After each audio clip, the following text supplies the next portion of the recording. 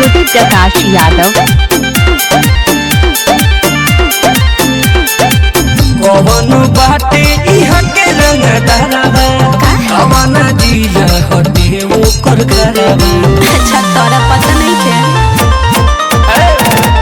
कौन हटे इहाँ के रंग दरबा कवन जिला हटे वो कर घरबा।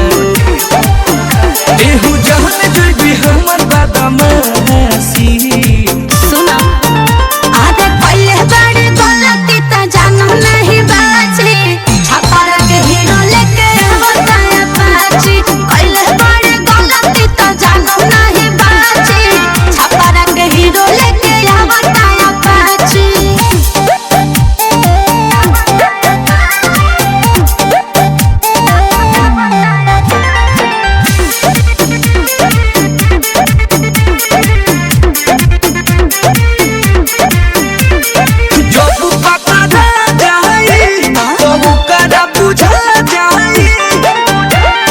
सुना बोला नहीं